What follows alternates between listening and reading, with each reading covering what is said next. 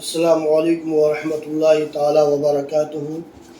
الحمدللہ نحمدہ ونصلی ونسلم علی رسولہ الکریم، اما بعد فاعوذ باللہ من الشیطان الرجیم، بسم اللہ الرحمن الرحیم۔ اہدنا الصراط المستقیم صراط الذین انعمت علیہم، صدق اللہ العظیم۔ حضرات، آج بھی 5ویں قسط ہے تقلید سے ہی متعلق۔ پہلے 4 قسطوں میں آپ حضرات نے تقلید کا بیان سماعت کی، اور چوتھی قسم بھی آپ نے کل سماعت فرمائی کہ تقلید کس پر واجب ہے اور کس پر نہیں۔ اب بات یہاں یہ آتی ہے کہ اب تک تو تقلید، اس کی تعریف، تقلید کی اقسام، تقلید کس پہ واجب ہے کس پہ نہیں، وغیرہ وغیرہ، یہ سب کے سب دعویٰ تھے۔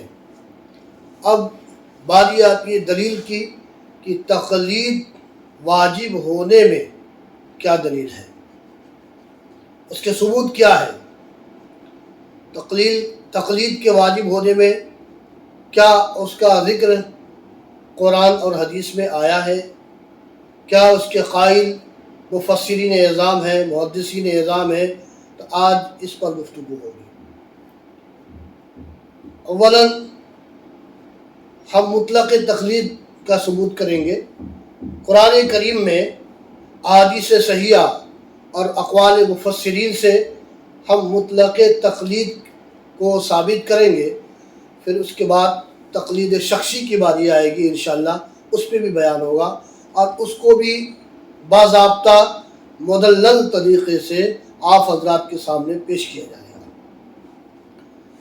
اللہ تعالیٰ نے ارشاد فرمایا، اہدنا الصراط المستقیم صراط الذین انعمت علیہم۔ اس آیت کریمہ سے مطلق تقلید کا ثبوت ہوتا ہے، مطلق تقلید کا ثبوت ملتا ہے۔ اللہ نے ارشاد فرمایا، اے اہدنا الصراط المستقیم، اے اللہ ہمیں سیدھی راہ چلا، وہ راہ جس پر تو نے انعام رکھا ہے، انعام کیا ہے۔ اب کبھی کبھی قرآن کریم کی آیت کی تفسیر حدیث کریمہ سے ہوتی ہے، اور کبھی کبھی قرآن کی تفسیر قرآن کی دوسری آیت سے بھی ہوتی ہے۔ اب میں یہاں اہدنا الصراط المستقیم صراط الذین انعمت علیہم کی تفسیر قرآن کریم سے ہی کریں گے، اور قرآن سے ہی پوچھتے ہیں کہ جب اللہ تعالیٰ نے ارشاد فرمایا اہدنا الصراط المستقیم، مطلب اے اللہ ہمیں سیدھی راہ چلا، وہ راہ جس پر تو نے انعام رکھا ہے۔ میں نے رب سے ہی پوچھا، مولا تو انعام کس پہ رکھا ہے؟ اللہ تعالیٰ ارشاد فرماتا ہے کہ انعم اللہ علیہم من النبیین والصدیقین والشہداء والصالحین وحسن اولئک رفیقا۔ اللہ تعالیٰ ارشاد فرماتا ہے انعام اللہ تعالیٰ کا نبیوں کی جماعت پر ہے، صدیقین پر ہے، شہداء پر ہے، صالحین پر ہے، اور فرماتے کیا ہی بہترین ساتھی ہے۔ اب بات یہاں سے یہ سمجھ میں آ گئی کہ اللہ تعالیٰ کا انعام صالحین پر بھی ہے، اور صالحین میں بہت سارے آتے ہیں، اولیاء کرام کی جماعت بھی آتی ہے، اور اولیاء کرام کی جماعتوں میں سے ولیوں میں سے سید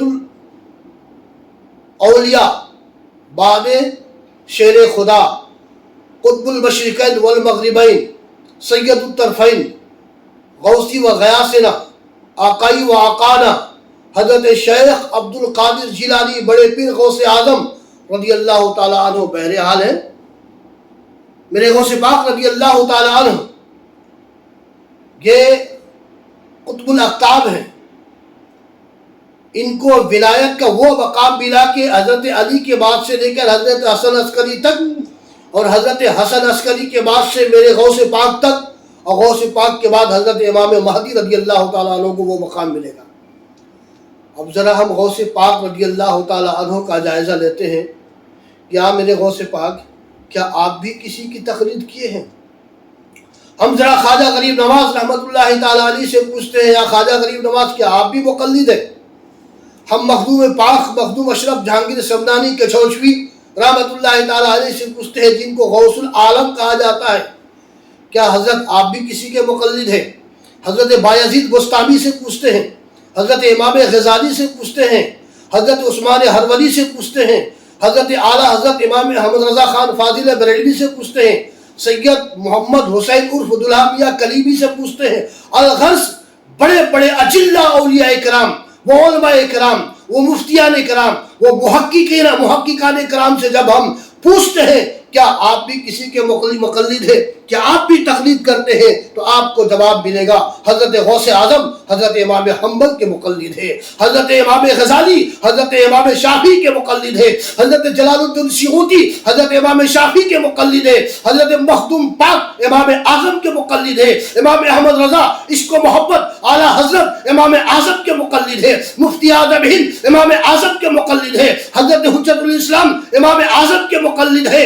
میرے دوستوں بزرگوں، محقق علی الاطلاق حضرت عبدالحق دہلوی سے جب پوچھا گیا آپ بھی کسی کی تقلید کرتے ہیں تو جواب ملتا ہے ہاں میں بھی مقلد ہوں۔ معلوم ہوا، پتہ چلا کہ تقلید کا جو راستہ ہے وہی صراط مستقیم ہے اور وہی بہترین راستہ ہے۔ اب سمجھ میں آ گیا، اہدنا الصراط المستقیم، اے اللہ ہمیں سیدھا راستہ چلا۔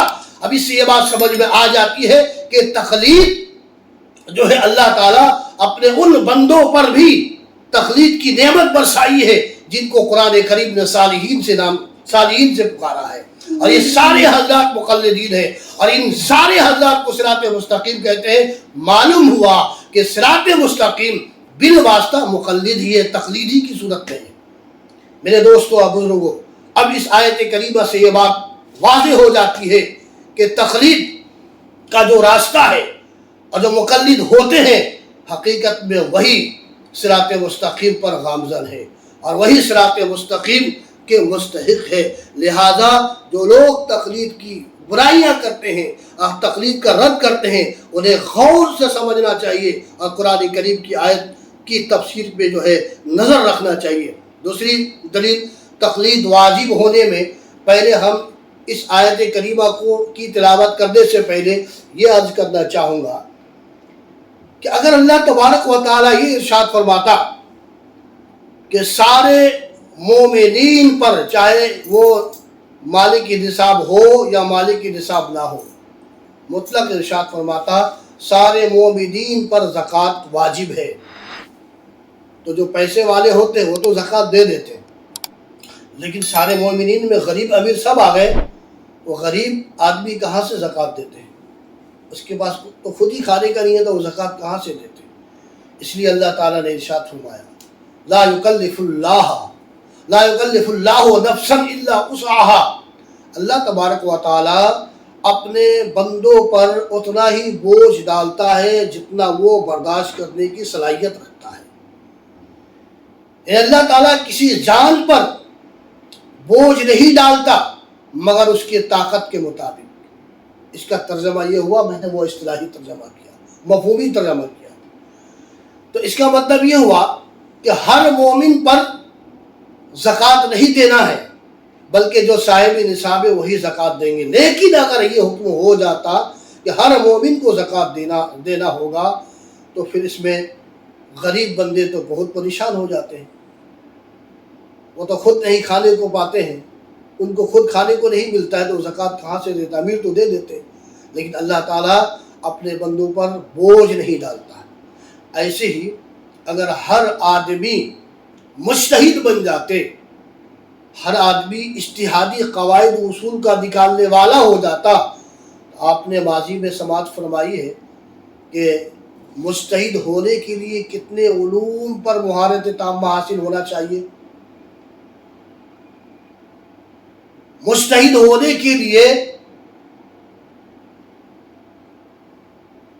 اس قدر علمی لیاقت و قابلیت و صلاحیت ہونا ضروری ہے کہ وہ قرآنی ارشادات کے اسرار و رموز اور اس کے کلام کے مقاصد و مفاہیم کو سمجھ سکے، ناسخ اور منسوخ کا مکمل علوم اسے حاصل ہو۔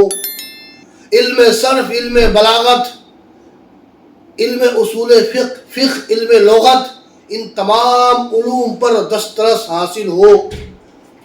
تو کیا ہر آدمی پر، اور کیا ہر آدمی جو مجتہد بننا چاہتے ہیں ان کو یہ علم حاصل ہو سکتا ہے؟ نہیں ہو سکتا ہے۔ ایسے ہی نہیں ہو سکتا ہے جیسے ہر مومن زکوٰۃ نہیں دے سکتا، ایسے ہی ہر انسان، ہر مسلمان کو اتنا علم یہ ہو ہی نہیں سکتا۔ اس لیے رب تبارک و تعالی ارشاد فرماتا ہے لا یکلف اللہ نفسا الا وسعها، اللہ تعالیٰ اپنے بندوں پر اتنا ہی بوجھ ڈالتا ہے جتنی اس میں طاقت ہوتی ہے۔ پتہ چلا کہ اس آیت کریمہ سے بھی بالواسطہ اشارتاً کنایتاً تقلید ضروری ہے، ورنہ تقلید ضروری نہیں ہوتی تو پھر ہر آدمی کے لیے اتنا علوم و فنون کا جاننا بھی ضروری ہوتا، جو ناممکن ہے،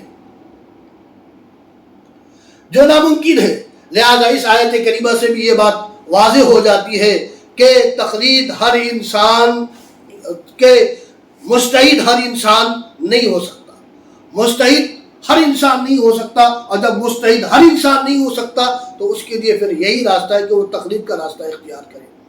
قرآن کریم میں دوسری جگہ، اب تقلید کی تیسری دلیل دینا چاہتا ہوں، قرآن کریم میں تیسری جگہ اللہ تعالیٰ ارشاد فرماتا ہے یوم ندعو کل اناس بامامہم، قیامت کے دن ہر جماعت کو اس کے امام کے ساتھ بلایا جائے گا، ہر جماعت کو اس کے امام کے ساتھ بلایا جائے گا۔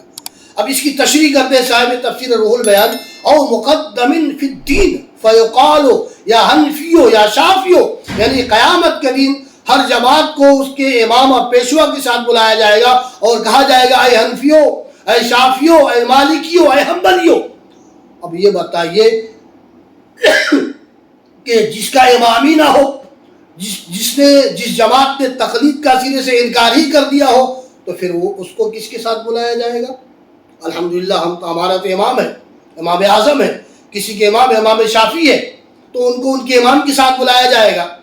اور جس نے تقلید کا سرے سے انکار ہی کر دیا ہو، اس کا امام ہی نہیں ہے، تو پھر اس کا کیا حال ہوگا؟ صوفیاء کرام فرماتے ہیں جس کا امام نہیں ہوگا اس کا امام شیطان ہوگا۔ لہذا ہمیں ان خرافات سے بچنا چاہیے اور تقلید کو واجب اور ضروری سمجھ کر کسی نہ کسی ایک امام کی اطاعت اور اتباع اور پیروی کرنا چاہیے، اور تقلید میں مکمل مضبوطی کے ساتھ اٹل رہنا چاہیے۔ ان ساری باتوں کا نچوڑ یہ ہوا میرے دوستوں اور بزرگوں اور سامعین حضرات کہ تقلید ہر غیر مجتہد پر واجب اور ضروری ہے، اس کے علاوہ کوئی چارہ نہیں ہے، اور یہی صراط مستقیم ہے، یہی اللہ تک پہنچنے کا صحیح راستہ ہے۔ اللہ تبارک و تعالیٰ سے دعا ہے کہ مولا اپنے حبیب کے صدقے میں ہماری اس گفتگو کو جو ہے کامیاب بنائے، اور سارے لوگ اس کو دیکھ کر سن کر عمل پیرا ہوں اور ان کو توفیق خیر عطا فرمائے۔ استغفر اللہ ربی من کل ذنب و اتوب الیہ۔